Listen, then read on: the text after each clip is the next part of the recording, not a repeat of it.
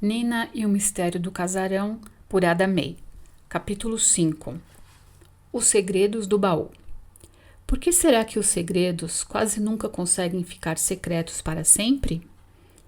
Nina foi a primeira visitante a chegar à prefeitura naquele belo dia de sol. Porém, antes de entrar, deu uma última olhadela para a praia e desabafou. A Juju tem razão. Devo ter algum parafuso a menos para preferir fazer pesquisa quando podia ir pegar a onda com a galera.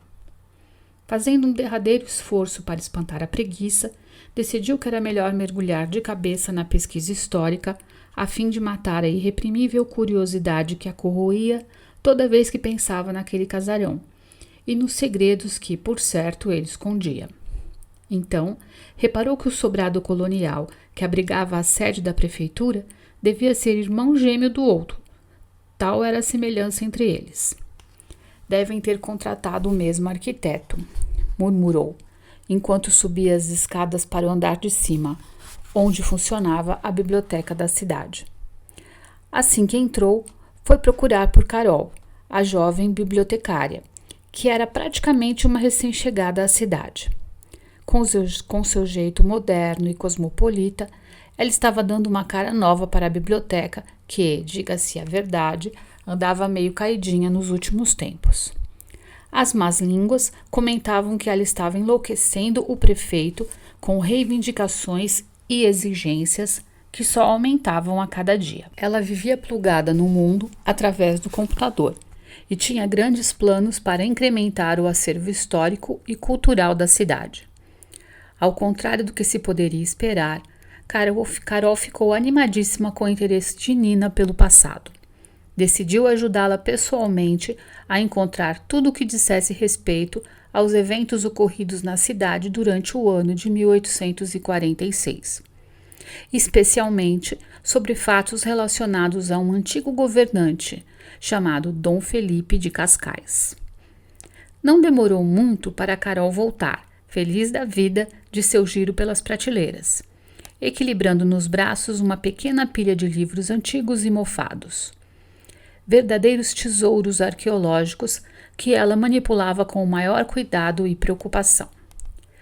É tudo o que temos. Tenha muito cuidado com esses senhores. Enquanto você pesquisa, vou dar uma espiadinha na internet para ver se encontro mais alguma coisa interessante. Divirta-se, disse a moça. Nina, que era alérgica à poeira, tapou o nariz para conter um espirro e agradeceu e foi sentar perto da janela. Tinha a esperança de que a brisa vinda do mar evitasse que ela caísse dura, sufocada por uma nuvem de mofo. Tudo em nome da ciência da bisbilhotice, pensou, enquanto coçava os olhos e enxugava o nariz irritado. A manhã escoou pelo ralo, com Nina literalmente debruçada sobre aquelas relíquias históricas. Quanto ao casarão, encontrou mais um tanto sobre o que já sabia, que ele foi inaugurado com pompa e circunstância no ano de 1846, destinado a ser a residência oficial do orgulhoso mandatário português Dom Felipe de Cascais e sua família. Descobriu que ele fora casado com a fidalga portuguesa chamada Dona Mirna, e que tiveram uma filha, de nome Anita. No entanto, mais adiante, em algum outro livro um pouco mais recente, encontrou a informação de que o coronel morrera sem deixar herdeiros.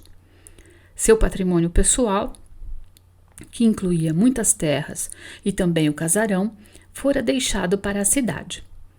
Por último, encontrou, num exemplar do Diário Fluminense, a notícia de que havia um projeto de lei perpetuamente parado em alguma instância jurídica, para transformá-lo num museu da cultura algum dia. Isso se os cupins não acabarem com ele antes, comentou Nina em voz alta, lembrando do estado de total abandono em que o casarão se encontrava atualmente. Desanimada, a menina fechou com relutância o último livro de sua pilha, pronta para encerrar seu expediente de pesquisadora. Na realidade, a menina não estava nada satisfeita com o que obtivera. Quase todas as suas perguntas continuavam sem resposta. Descobrira que o coronel tivera uma esposa e uma filha e que, muito provavelmente, haviam morado todos no casarão. Mas não encontrara nada que lançasse alguma luz sobre as particularidades dessas vidas. Quem havia habitado aquele sótão? Quem teria sido o dono ou dona daquele baú?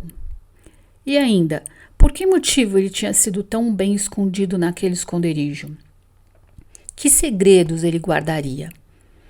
Perguntas sem resposta. Era só o que possuía, mesmo depois de todo o esforço que fizera. Não lhe parecia justo que assim fosse. Aliás, como muitas coisas em nossa própria vida. Nina olhou em torno, procurando por Carol, e respirou aliviada quando percebeu que ela não estava no recinto. Preferia mesmo sair à francesa, sem ter que se despedir da nova amiga. Temia que ela visse o mar de verdadeiro desapontamento que flutuava em seus olhos verdes de sereia. Decidiu ir para casa caminhando pela praia, para se distrair das 1000 dúvidas que a atormentavam. Mas, por mais que se esforçasse, não conseguia deixar de pensar naquela moça, Anita, filha única como ela, vivendo sozinha naquele casarão desolador. Sozinha? Mas ela não tinha os pais? Que besteira! Uma garota precisa ter alguém com quem possa conversar de verdade, pensava Nina, um tanto raivosa, chutando a areia fofa e fina para todo lado. Chegando em casa, Nina correu para seu quarto, disposta a digerir solitariamente o mau humor que havia contaminado seu espírito. Olhou de relance para a cama e, num ataque de pura criancice, jogou-se sobre ela com um tal estardalhaço que o estrado rangeu, ficando quase a ponto de se quebrar, e os objetos sobre a mesinha de cabeceira balançaram perigosamente. «Jerônimo!» gritou enquanto caía, repetindo uma antiga brincadeira que, nos bons tempos, costumava fazer na cama do avô. Só então lembrou que havia colocado o pequeno baú de madeira escondido debaixo do colchão. «Xiii! Não quero nem ver o tamanho do estrago», murmurou a garota, com medo até mesmo de olhar. Assim que ergueu o colchão, constatou que seus piores temores se confirmavam. Havia aterrissado bem em cima do coitadinho do baú. Puxando-o para perto, ela viu que o cadeado enferrujado não aguentara tamanha pressão e se arrebentara. A pequena caixa de madeira, apesar da bela espremida que levara, continuava inteira. Só que aberta. Dentro havia algumas cartas, um saquinho muito poído de veludo azul marinho e uma espécie de caderneta que chamava a atenção por sua bela capa de couro marrom. Ali mesmo ela o abriu. Logo na primeira página, numa bela caligrafia feminina cheia de floreios, estava escrito: «Esse diário pertence a Anita de Cascais». Nina teve um sobressalto.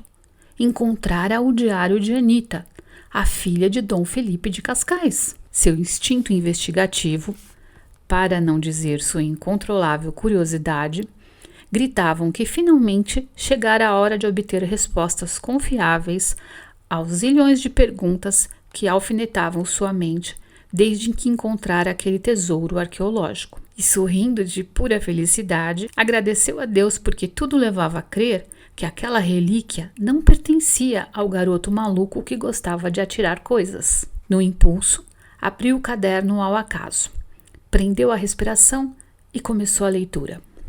Sexta-feira, 23 de julho de 1848. Finalmente, algo digno de nota aconteceu nessa mesmice sem tamanho a que tenho chamado de vida.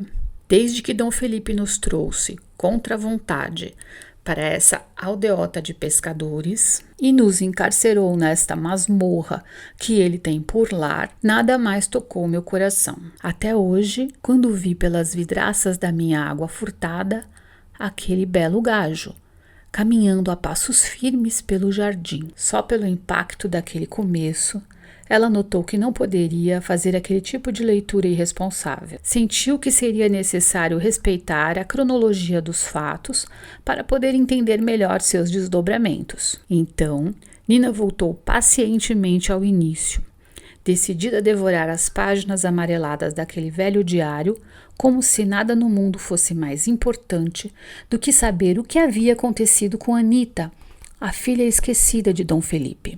Simpatizou logo de cara com aquela portuguesinha, que apesar de pertencer ao século XIX do milênio passado, parecia ser tão inteligente e divertida quanto qualquer uma de suas amigas. E que as garotas não ouvissem seus pensamentos. Talvez fosse até mais charmosa do que a maioria delas. Na verdade, Nina não conseguia desgrudar os olhos daquele depoimento, do jeito sincero, terno e animado com que a moçoila narrava os acontecimentos mais corriqueiros de seu cotidiano. Descobriu o relato de uma vida simples, porém cheia de novidades. Havia o desconforto gerado pela traumática mudança de país, já que ela fora arrastada contra sua vontade de Portugal para o Brasil. Havia a conflituosa relação com o pai, mandão, truculento e sem caráter, com quem Anita nunca se entendia, e havia também a figura doce, porém absolutamente passiva, da mãe, cuja vontade inexistia. E havia, sobretudo, a descoberta da paixão avassaladora por um jovem brasileiro. De certo, aquela história começava a ganhar alma. Foi então que Nina descobriu que precisava compartilhar aquelas emoções com alguém. E claro que esse alguém só poderia ser a Super Jujuba. Ligou imediatamente para a amiga, ordenando: venha já para cá, agora mesmo. Se é importante, garanto que é nitroglicerina pura. Não foi preciso dizer mais nada. Não se passaram nem 15 minutos para que a amiga cruzasse a porta do quarto. Demorou. Foi o único comentário de Nina. As garotas passaram o resto da tarde mergulhadas naquele folhetim romântico, vivendo nas asas da imaginação as aventuras de sua nova heroína, a doce e apaixonada Anita.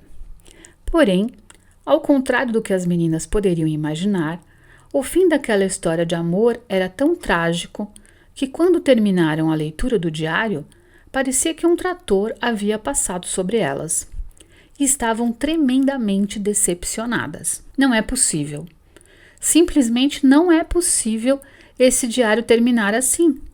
Deve haver algum engano nessa história. Vou ler nota 20, resmungou Juliana, ainda em dúvida se havia entendido as coisas como elas pareciam ser. Não adianta, Juju. Acho que esse desfecho infeliz combina direitinho com o que li nos livros que consultei na biblioteca. Veja, Dom Gaspar não deixou herdeiros para sua fortuna. Vai saber se ele não acabou matando a própria filha de tanto desgosto. A coitadinha deve ter ficado tão triste com tudo o que aconteceu que pode ter ficado muito doente. Aqui ela parece tão deprimida que pode até ter morrido de tanta tristeza, lamentou Nina, revoltada. Porém, Juliana imaginava que aquela ideia, ao menos por enquanto, não passava de suposição da amiga, que era tremendamente passional. Posso dar uma última olhadinha aí, só para eu ter certeza de que entendi tudo direitinho? Pediu Juliana, ao que Nina, muito a contragosto, concordou. Às vezes, Nina achava que a amiga ainda estava na primeira infância. Tal era sua dificuldade em lidar com as más notícias. Decidiu ajudá-la a raciocinar, do seu jeito, é claro. Presta atenção. Vamos recapitular os fatos com base nas anotações de Anita em seu diário. Primeiro, ela conta que se apaixonou por um rapaz que era um verdadeiro gato. O chato é que, aos olhos de seu insuportável pai, ele tinha 2 problemas bastante graves. Além de pobre, não era português. Certo? Perguntou, ao que a amiga balançou afirmativamente a cabeça. Segundo, como nossa mocinha sabia que o pai jamais aprovaria o namoro, decidiu namorar mesmo assim, só que pelas suas costas, às escondidas. E Juju deu em resposta uma nova e entediada balançada de cabeça. Terceiro, O pai descobriu seu namoro secreto e mandou seus capangas darem um fim no pobre rapaz. Também não havia ninguém a quem pudesse denunciar o crime horroroso, já que Dom Felipe acumulava os cargos de governador e juiz do lugarejo. Assim, a coitada da Anita ficou viúva antes mesmo de poder se casar. Quarto e último capítulo da tragédia luso-brasileira.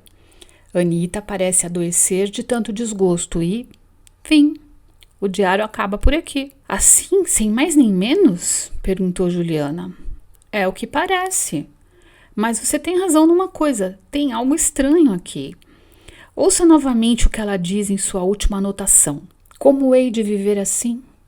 Como posso desejar viver mais um dia sequer, tendo meu único amor fechado seus olhos para sempre? Como posso pensar nessa outra vida, quando a minha própria cessou de existir? Devo implorar à Santíssima Virgem que me dê forças para seguir com o meu calvário, apesar dessa dor que me devora. Sinto que as forças me abandonam. Partir seria uma verdadeira bênção. O que será que ela quis dizer com pensar nessa outra vida? O diário acaba assim, de repente. Será que depois disso ficou tão doente que não teve forças nem para escrever? Perguntou Nina, falando mais consigo mesma do que com a amiga. Será que essa foi sua última anotação antes de morrer? Disse, fitando a amiga com os olhos já rasos d'água. Ah, não fica assim. Talvez não tenha sido nada disso. Muitas outras coisas podem ter acontecido. Quem sabe a Anita não voltou para Portugal? Ou não foi internada num convento para esquecer o tal acontecimento infeliz e tratar da saúde? Talvez você tenha razão. Mas uma coisa é certa. O coisa ruim do pai dela nunca encontrou esse diário. Do contrário, ele teria virado cinzas. Aonde quer que ela tenha ido, primeiro tratou de escondê-lo num lugar seguro. Foi então que Juliana, contagiada pela emoção que via em Nina, enlaçou-a num amoroso abraço. Parecia até que aquela história triste tinha acontecido com alguém muito chegado aos seus corações. De repente, era como se Anita, a moça perdida num passado distante, fizesse parte da família. Talvez como uma prima mais velha, cujo sofrimento também as afetasse. Enfim, as meninas sentiam que, tendo compartilhado sua história de tristeza e desilusão, Anita passara a fazer parte de suas vidas. Simplesmente, elas se importavam e sofriam com isso.